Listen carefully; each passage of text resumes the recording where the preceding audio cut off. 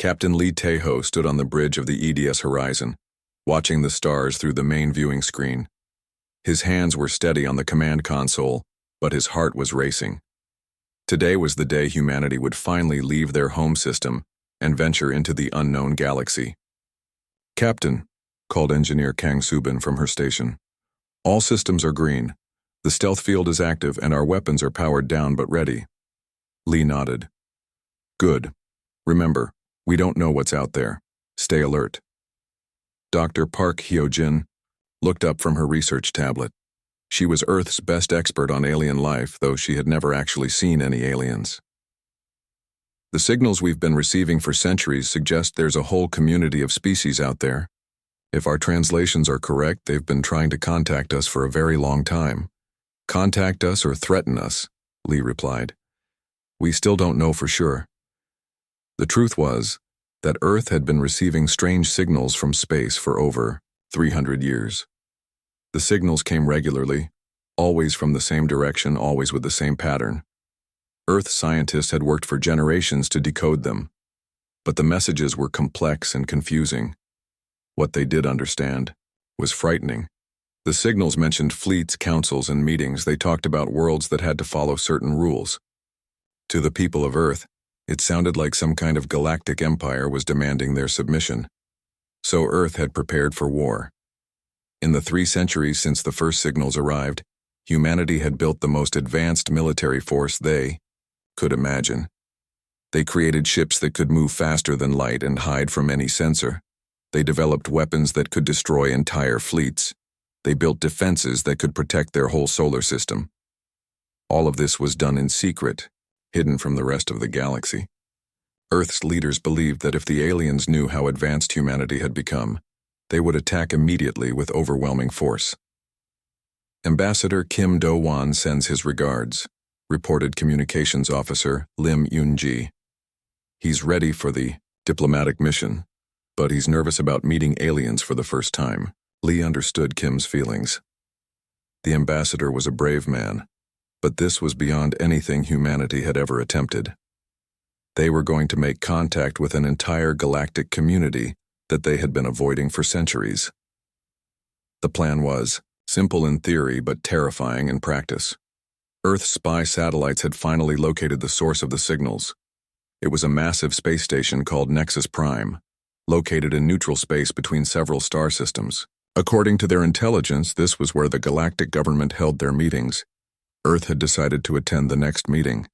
"How many ships are escorting us?" Lee asked. 999, replied Admiral Choi Nam-sik over the communication channel. "The entire First Fleet is spread out around us, all running silent. If these aliens try anything hostile, we'll be ready." Lee felt a chill run down his spine. 1,000 of Earth's most advanced warships were heading toward what humanity hoped would be a peaceful first contact. But if the aliens were truly hostile, this might become the largest space battle in galactic history. "Captain," Dr. Park said quietly, "what if we're wrong about them? What if they really are peaceful and we show up looking like we're ready to conquer the galaxy?" It was a fair question, and one that had kept Earth's leaders awake for months. The problem was that humanity simply didn't know enough about galactic politics to take chances. The signals they had intercepted mentioned conflicts, territorial disputes, and something called enforcement actions. To Earth's military minds, this sounded like a galactic empire that used force to control its members. "We'll find out soon." "Enough," Lee said. "But our job is to protect Earth and humanity. If that means looking aggressive, so be it." The horizon jumped to faster-than-light speed, and the stars stretched into lines outside the viewing screen. Behind them, invisible to any sensors, nearly 1,000 other ships made the same jump. It was the largest fleet humanity had ever assembled, and it was heading toward a meeting that would change the course of galactic history. In the depths of space, automated defense satellites around Earth continued their silent watch. For 300 years, they had intercepted and blocked every attempt at communication from alien species. The satellites had been programmed to treat any unknown signal as a potential threat, and they had never failed in their duty. What the satellites' programming couldn't understand was that the signals they were blocking weren't threats at all. They were invitations. Every 3 months, the Galactic Council sent a polite message to Earth, inviting humanity to send representatives to their quarterly meeting. The message was always the same. The Council of Galactic Species cordially invites the people of Sol 3 to participate in our ongoing discussions of mutual benefit and cooperation. But Earth never received these invitations. Instead, the defense satellites detected unknown alien transmissions and immediately blocked them, filing them away as potential hostile communications in classified databases that only the highest levels of Earth's government could access. As the human fleet raced toward Nexus Prime, the aliens of the galaxy were preparing for another routine quarterly meeting. They had long ago given up hope that the mysterious inhabitants of Sol 3 would ever respond to their invitations. Some species thought Earth was uninhabited despite the clear signs of industrial activity. Others believed the humans were simply too primitive to understand the messages. A few suspected that Earth was protected by some ancient and powerful guardian race that prevented all contact. None of them imagined that Earth was inhabited by a species so paranoid and militarily advanced that they had spent 3 centuries preparing for a war that would never come. None of them could have guessed that their next routine meeting would be attended by a species that had built a military force capable of conquering the entire galaxy. And none of them were prepared for what would happen when humanity finally decided to break their long silence. As the human fleet approached the edge of known space, Captain Lee Tae-ho made a final check of his ship's systems. Everything was ready. Earth's finest warriors, diplomats, and scientists were about to make first contact with a galactic community that had been waiting for centuries to meet them. The only question was whether that meeting would end in peace or in the greatest war the galaxy had ever seen. The answer would depend on how well humanity had interpreted the signals they had been receiving for so long, and whether their 300 years of preparation had been for a threat that never existed. In a few hours they would find out. Admiral Choi Namsik stood in the war room deep beneath Seoul, surrounded by screens showing the positions of Earth's defense fleets.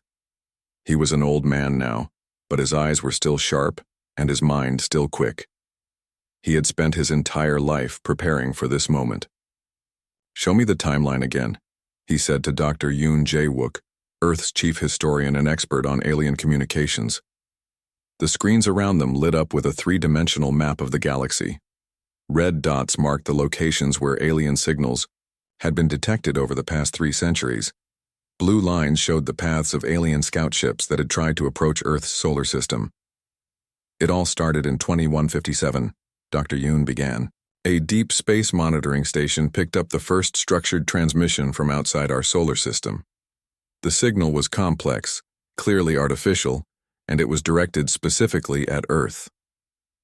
Admiral Choi remembered reading about that day in the military history books. Humanity's first confirmed proof that they were not alone in the universe had caused panic in every government on Earth. The signal repeated every 3 months, Dr. Yoon continued. Always the same pattern, always. From the same general direction. Our best linguists and computer specialists worked for years to decode it. The screens showed examples of the alien transmissions. To Admiral Choi, they still looked like random noise, but he knew that hidden within that noise were complex messages that had taken humanity's brightest minds decades to partially understand. "What did we think they were saying?" Admiral Choi asked, though he knew the answer well. "Demands," Dr. Yoon replied grimly. The early translations suggested that some kind of galactic authority was ordering Earth to comply with their rules and attend mandatory meetings. The words we could understand included council, enforcement, and compliance required. It was easy to understand why Earth's leaders had been frightened. First contact with aliens was scary enough, but receiving what appeared to be demands and ultimatums from an unknown galactic empire had been terrifying. "That's when the Terran Defense Initiative was born," Admiral Choi said. Engineer Kang Soo-bin looked up from her workstation. She was much younger than the Admiral, but she had inherited the work of generations of Earth's finest military engineers. "My great-grandmother worked on the first defense satellites," she said.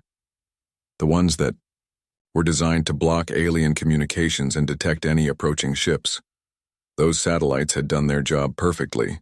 For 300 years, they had intercepted every signal from space and blocked every attempt at communication. They had also detected and tracked dozens of alien scout ships that had tried to approach Earth's solar system. The aliens were persistent, Dr. Yoon noted. Over the centuries, we detected ships from at least 12 different species attempting to make contact. Some tried to approach slowly and peacefully. Others sent fast scout ships that tried to slip past our outer defenses. And we stopped them all, Admiral Choi said with pride, and a hint of regret. Earth's response to each alien approach had been swift and decisive. The defense satellites would detect incoming ships while they were still days away from Earth.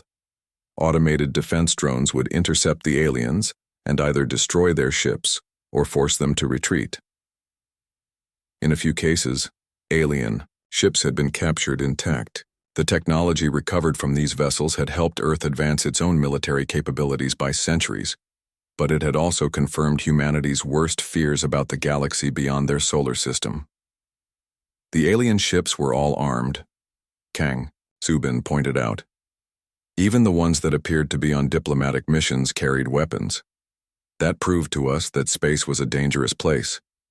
What the humans didn't understand was that every species in the galaxy carried weapons on their ships as a matter of routine. Space was vast and mostly empty, but it contained pirates, dangerous animals, and natural hazards that could threaten any vessel.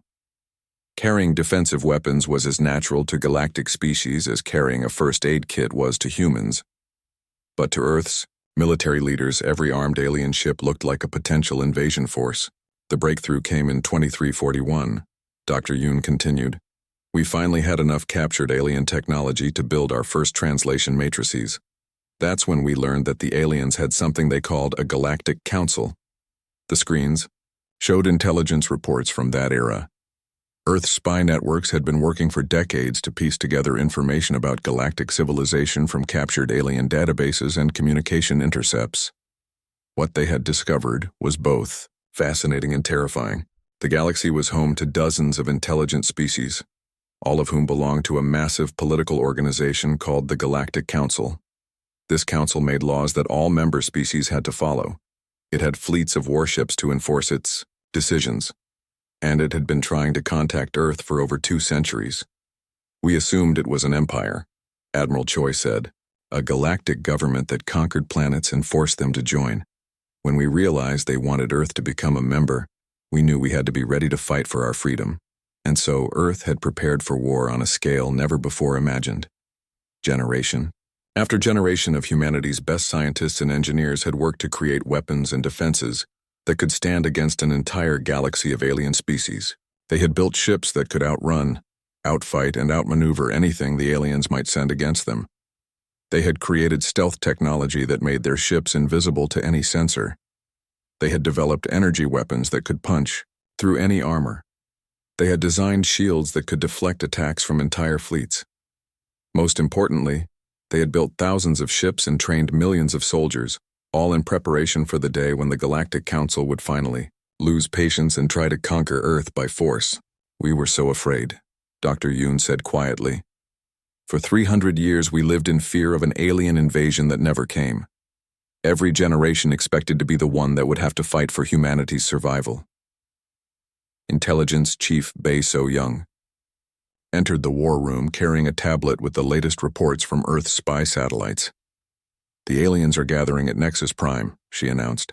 Long-range sensors show at least 40 different ship designs.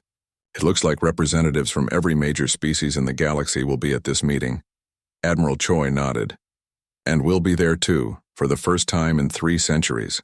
The question is whether we're walking into a diplomatic meeting or a trap. Sir, Kang Subin said hesitantly, what if we were wrong? What if the Galactic Council really is peaceful, and we've been preparing to fight people who just wanted to be our friends? It was a possibility that had occurred to many of Earth's leaders over the years, but the risk of being wrong was too great. If the aliens were hostile and humanity was unprepared, it would mean the end of human civilization. We'll find out soon enough, Admiral Choi replied. Captain Lee's fleet should reach Nexus Prime in 6 hours. Whatever happens next, humanity will be ready for it. On screens around the war room, status displays showed the positions of Earth's fleets. 1,000 ships were escorting the diplomatic mission. 10,000 more were positioned around Earth's solar system. ready to defend humanity's home if the meeting went badly. And in deep space, millions of automated defense satellites continued their silent watch, still intercepting and blocking alien communications, still protecting Earth from signals that they had been programmed to see as threats.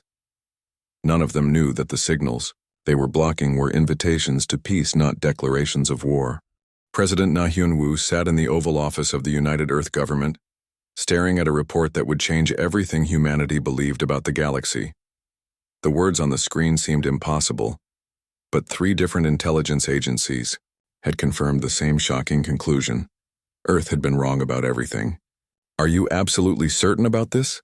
President Na asked Intelligence Chief Bae So-young, who stood before his desk with a grim expression. "Yes, sir," Bae replied. "Captain Oh Jin-ho's stealth reconnaissance mission to Nexus Prime has provided us with complete recordings of 3 Galactic Council meetings. We've also intercepted thousands of hours of routine communications between alien species. Our new translation systems have decoded it all." President Na looked at the summary report again, hardly able to believe what he was reading. "The Galactic Council is not an empire. It's a cooperative alliance. Member species join voluntarily and they can leave whenever they want." "That's correct, sir," Bae confirmed. "Furthermore, the galaxy has been almost entirely peaceful for the past 200 years. The biggest conflict in recent memory was a trade dispute between 2 species over fishing rights in a shared star system." Fleet Captain Oh Jin-ho stepped forward. He had just returned from the most dangerous mission in human history, taking a stealth ship deep into alien space to spy on the Galactic Council. His face was pale, and his hands were shaking slightly. "Mr. President," Oh said. "What we saw at Nexus Prime was nothing like what we expected. The alien representatives spend most of their time discussing trade agreements, scientific cooperation, and cultural exchange programs. They have art exhibitions, music festivals, and academic conferences." President Na rubbed his temples, feeling a headache building. "What about their military forces? Our intelligence suggested they had powerful fleets."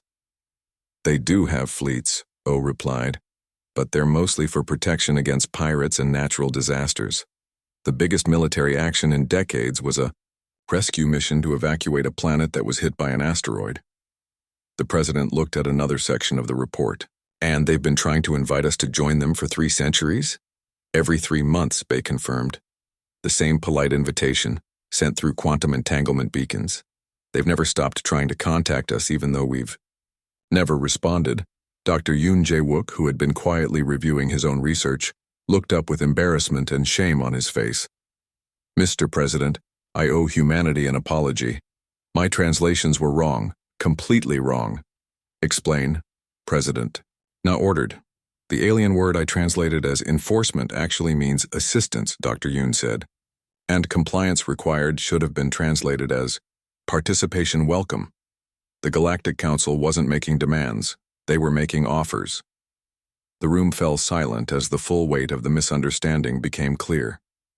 For 300 years, humanity had been preparing for war against an enemy that didn't exist. They had built the most advanced military force in galactic history to fight people who just wanted to be their friends. "Sir," Captain O said quietly, "there's more. We monitored the alien fleets at Nexus Prime. Their most advanced warships are centuries behind our technology. If we wanted to, we could conquer the entire galaxy in a matter of months." President Na stood up and walked to the window, looking out at the city below. Millions of people were going about their daily lives, completely unaware that their government was about to make the most important decision in human history. "What do the other world leaders think?" he asked. "The Global Council met in emergency session last night," Bae replied. "They're all in agreement. We need to make contact with the Galactic Council and explain what happened." "But how do we explain?" 3 centuries of silence, President Na asked. "How do we tell them that we've been hiding from them because we thought they were trying to conquer us?" "Carefully," Dr. Yoon suggested, "and with a lot of apologies." The president returned to his desk and picked up another report. This one detailed Earth's current military strength, and the numbers were staggering. Humanity had built over 50,000 warships ranging from small patrol craft to massive battle cruisers that could destroy entire fleets. They had weapons that could crack planets and shields that could protect whole star systems. What happens when they learn how advanced we are? President Na wondered aloud. Captain O had been thinking about the same question. Sir, based on what I observed, I think they'll be terrified. The aliens at Nexus Prime were completely relaxed and peaceful. They've never seen anything like our military technology. Which brings us to the main problem, President Na said. How do we make peaceful contact with a galactic community when we show up with the most powerful military force in galactic history? It was a problem that had been keeping Earth's leaders awake for weeks. The original plan had been to attend a council meeting with a small diplomatic mission, but that was when they thought the aliens might be hostile. Now that they knew the galaxy was peaceful, bringing 1,000 warships to a diplomatic meeting seemed like a terrible idea, but it was too late to change the plan. Captain Lee's fleet was already en route to Nexus Prime, and they would arrive at the council meeting in just a few hours. We could order Captain Lee to turn back, suggested Admiral Choi Nam-sik, who was participating in the meeting via secure video link. No, President Na said firmly. We've been silent for 3 centuries. It's time to break that silence regardless of the consequences. Sir, Bay said, what if we try to minimize the appearance of our fleet? We could keep most of the ships hidden and only reveal a few vessels. Captain O shook his head. It won't work. The aliens have sensors too, even if they're not as advanced as ours. They'll detect our entire fleet as soon as we drop out of faster-than-light travel. President Na made his decision. Then we tell the truth. All of it. We explain that we misunderstood their messages and spent 3 centuries preparing for a war that was never going to happen. We apologize for our mistake and hope they can forgive us. And if they can't? Dr. Yoon asked. The president looked at the military strength reports again. With 50,000 warships and technology that was centuries ahead of anything in the galaxy, humanity could impose its will on any alien species. But that would make them exactly the kind of galactic empire they had been afraid of for so long. Then we'll have to live with the consequences of our mistake, President Na said. But we'll do everything in our power to prove that humanity is peaceful, even if we're also powerful. He turned to Admiral Choi on the video screen. Send a message to Captain Lee. Tell him to proceed with the mission as planned. But make sure Ambassador Kim Do-won understands the situation. We're not going to a war council. We're going to a diplomatic meeting with people who have been trying to be our friends for 3 centuries. Yes, sir, Admiral Choi replied. President Na looked around the room at his advisors. Ladies and gentlemen, in a few hours humanity will make first contact with a galactic civilization that has been waiting centuries to meet us. We're going to arrive with enough military power to conquer them all, and we're going to have to convince them that we come in peace. It won't be easy, Bay observed.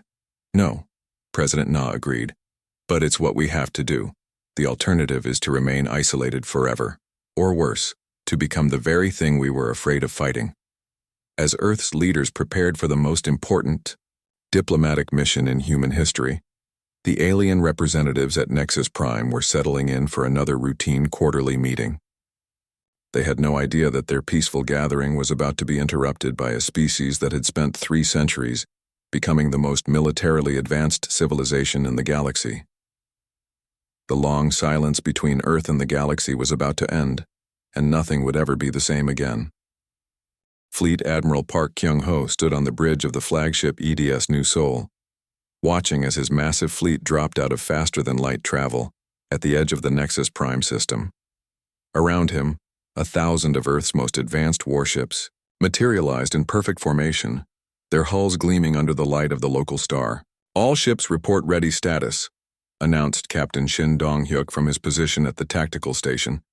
Stealth fields are down, shields are at minimum power, and weapons are secured. We're broadcasting peaceful intentions on all frequencies. Admiral, Park nodded, but his stomach was tight with worry. Despite all their preparations and good intentions, he knew that the sight of 1,000 unknown warships appearing in their space would terrify any alien species. Sensor report, he ordered. Nexus Prime is directly ahead, sir, reported Lieutenant Commander Jang Min-ho. The station is enormous, at least 50 kilometers long. I'm reading 47 different ship designs docked at various ports around the station. Any response from the aliens? Not yet, sir, but I'm detecting massive power surges throughout the station. It looks like they're activating every sensor and communication system they have.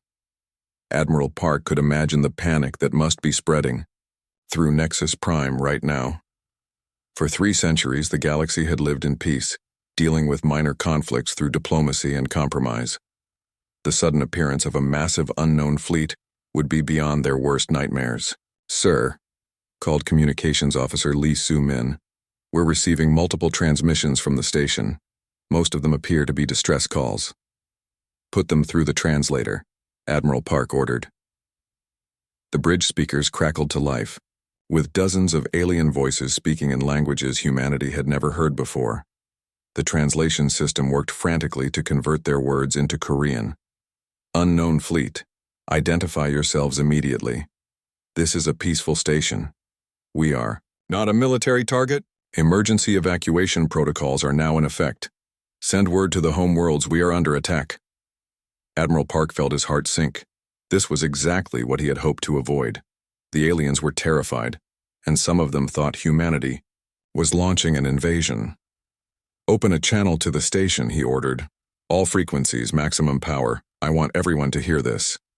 Ambassador Kim Do-won stepped forward, his face pale but determined. He had practiced this speech 100 times during the journey to Nexus Prime, but he had never imagined he would be delivering it to a galaxy in panic.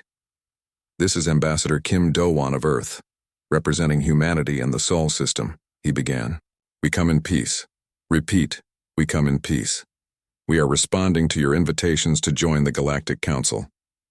The alien chatter on the communication channels stopped abruptly. For several long moments there was complete silence. Then a new voice came through the speakers, speaking in careful, formal tones. This is Chancellor Vor of the Galactic Council. Did you say you represent the Sol system, the world you call Earth? Yes, Chancellor, Ambassador Kim replied. We apologize for our long silence. There was a misunderstanding with our communication systems. We have come to attend the quarterly council meeting and to formally request membership in the galactic community. Another long pause.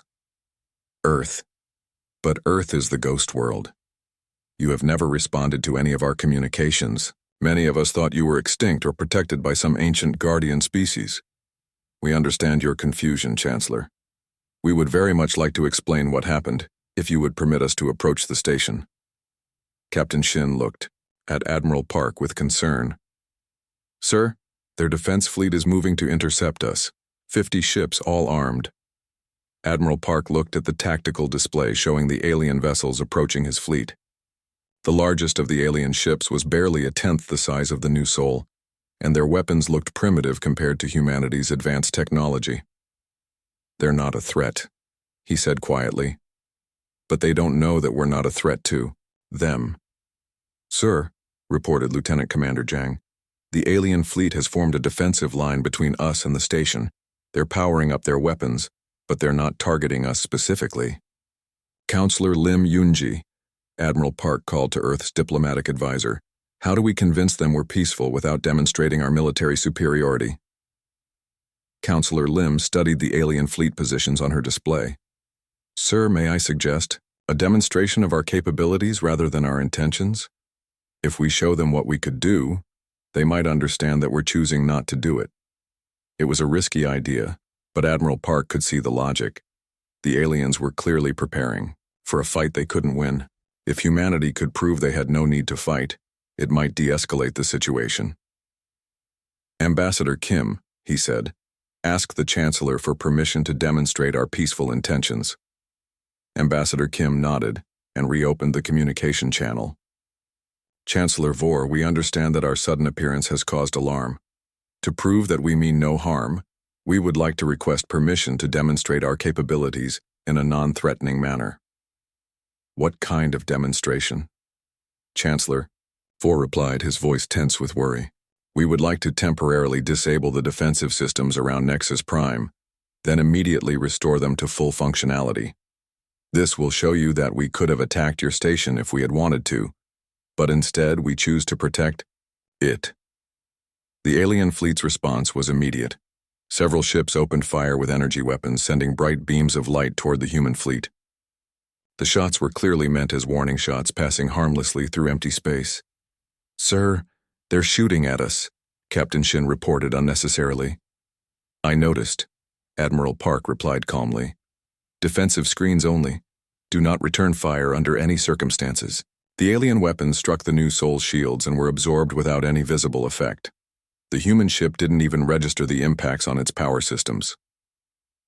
"Chancellor," Ambassador Kim said over the open channel, "we understand your concern, but those weapons cannot harm our ships. Please observe." Admiral Park turned to his tactical officer. "Commander Yoon, execute demonstration protocol. Disable all defensive systems around Nexus Prime for exactly 10 seconds, then restore everything to full power." "Yes, sir." What happened next would be talked about in galactic history for centuries to come. The new Soul emitted a pulse of energy that was completely invisible to most sensors, but had a devastating effect on every piece of technology around Nexus Prime. The station's shields flickered and died. Its weapons powered down. The defensive fleet found their engines shut off and their weapon systems completely offline. Even the lights on the station dimmed as non-essential systems were temporarily deactivated. For 10 seconds, Nexus Prime was completely defenseless, protected only by humanity's word that they came in peace. Then, exactly as promised, everything came back online. The station's shields reactivated, the defensive fleet's weapons powered up, and all systems returned to normal operation. "How did you do that?" Chancellor Vor asked, his voice filled with awe and terror.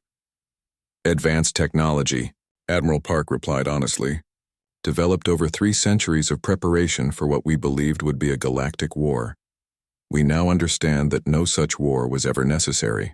The alien fleet began to back away from the human vessels, clearly outmatched and unsure how to respond to this demonstration of overwhelming technological superiority. "Chancellor," Ambassador Kim said, "we come not as conquerors but as friends who have been too long absent from the galactic community. We have much to explain and much to learn. Will you allow us to dock at your station?" Another pause. Longer. This time, Admiral Park could imagine the frantic conversations taking place among the alien leadership as they tried to decide how to respond to humanity's arrival. Finally, Chancellor Vor spoke again. "Earth Fleet, you are cleared to approach Nexus Prime, but only one ship may dock at the station. The rest of your considerable fleet must remain at a safe distance." "Understood and agreed," Admiral Park replied. He turned to Captain Shin. "Take us in. Slow and steady. Signal the rest of the fleet to maintain position and keep their weapons powered down." As the new Soul approached the massive station, Admiral Park reflected on the irony of the situation.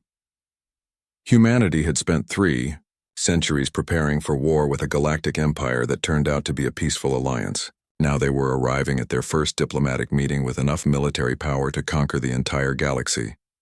The question was whether the galaxy would ever trust them again. "Sir," Captain Shin said as they neared the docking port, "we're about to make history." "Yes," Admiral Park agreed, "but I'm not sure yet whether it will be good history or bad history." The new Soul settled into the docking port with a gentle thud, connecting humanity to the galactic community for the first time in their species' existence. Outside, 1,000 human warships waited in perfect formation, a reminder that Earth's long silence was finally over. Chancellor Wu Miran walked through the halls of Nexus Prime 6 months after humanity's dramatic first contact, marveling at how much had changed. What had once been a simple space station designed for diplomatic meetings had become the bustling center of a transformed galaxy.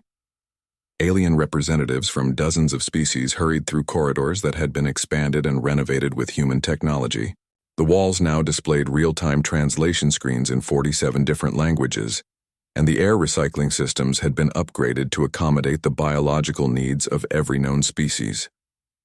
Chancellor called trade negotiator An Byung-ho as he approached her office. "The Zephyrian delegation has arrived for the economic summit. They're very excited about the new medical technology we're offering." Wu smiled. The transformation had not been easy, but it had been remarkable. When Ambassador Kim Do-won had first explained humanity's 3-century misunderstanding to the Galactic Council, the reaction had been a mixture of shock, disbelief, and terror. Learning that Earth had spent centuries building weapons to fight a war that was never going to happen had been difficult enough. Learning that those weapons were advanced enough to conquer the entire galaxy had been overwhelming.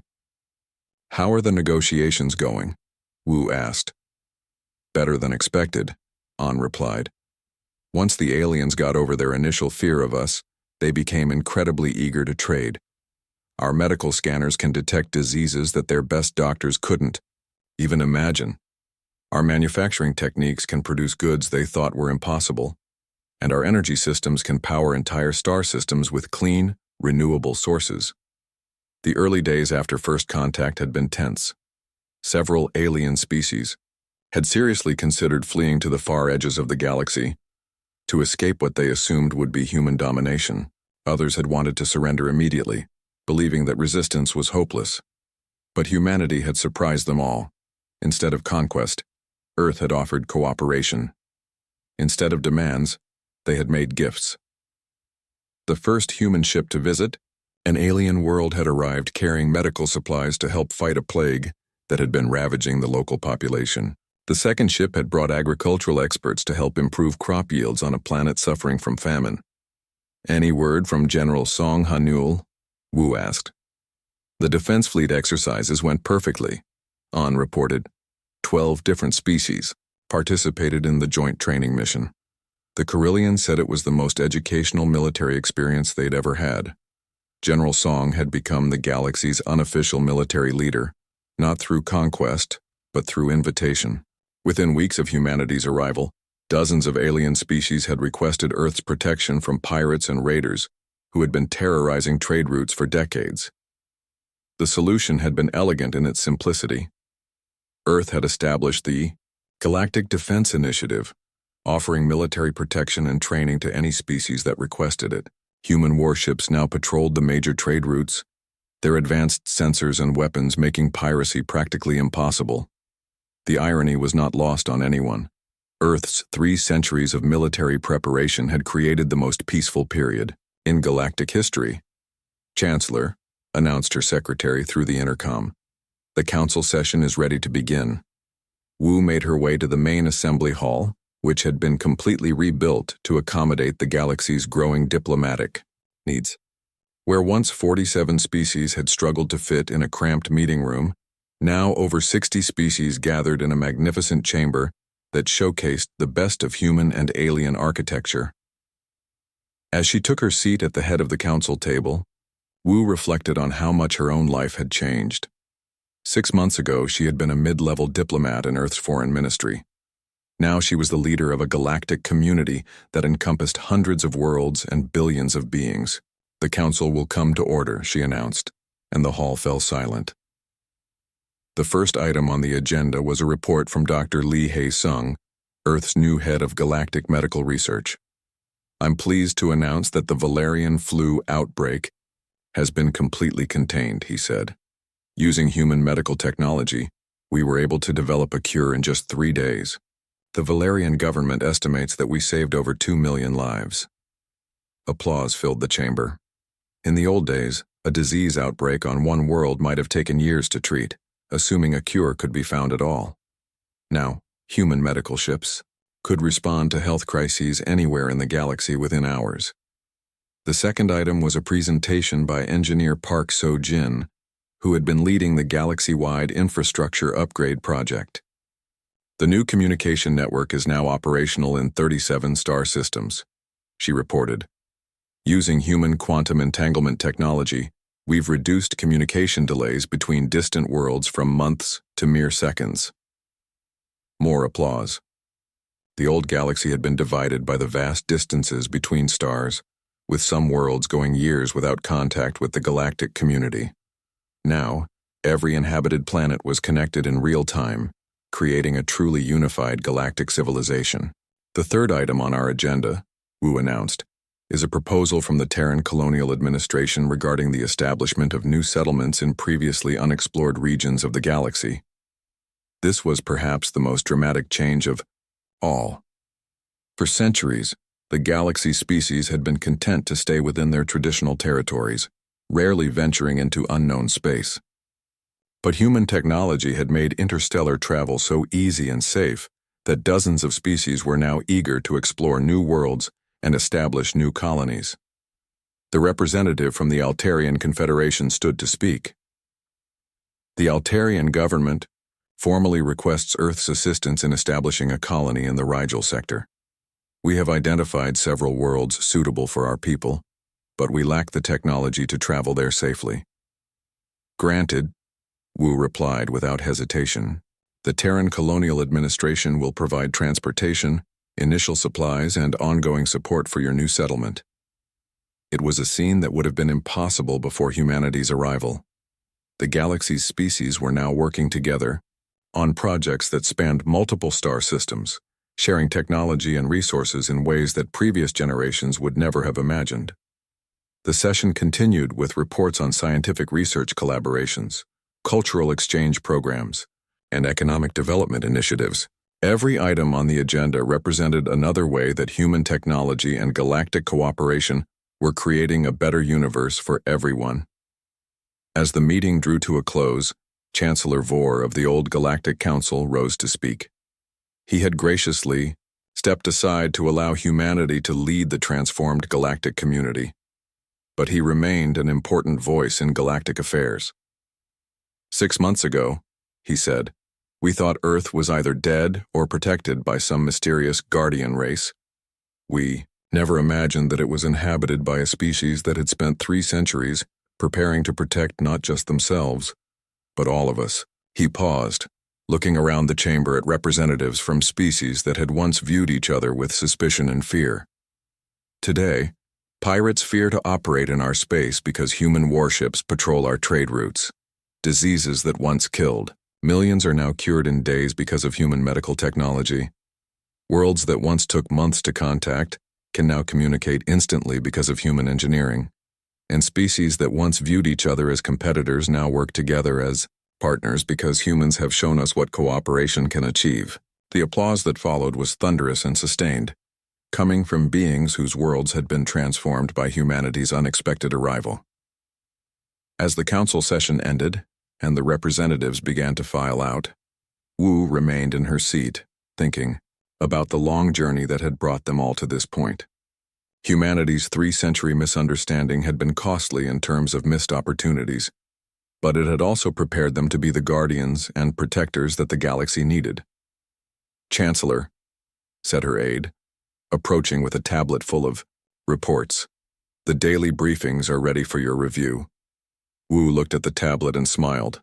The reports showed a galaxy at peace with trade flourishing, science advancing, and species working together on projects that benefited everyone. It was everything the Old Galactic Council had hoped to achieve, made possible by humanity's advanced technology and commitment to cooperation. Outside the station, human warships continued their patrols, their sensors constantly watching for any threats to galactic peace. On worlds throughout the galaxy, human doctors, engineers, and teachers worked alongside alien colleagues to build a better future for all species. And on Earth, in the war rooms and research facilities where humanity had once prepared for a galactic conflict, new generations of humans now worked to maintain the peace that their ancestors' preparations had unexpectedly made possible. The long silence between Earth and the galaxy was over.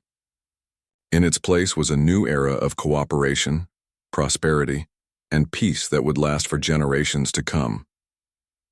The galaxy had waited 3 centuries for humanity to join them. It had been worth the wait.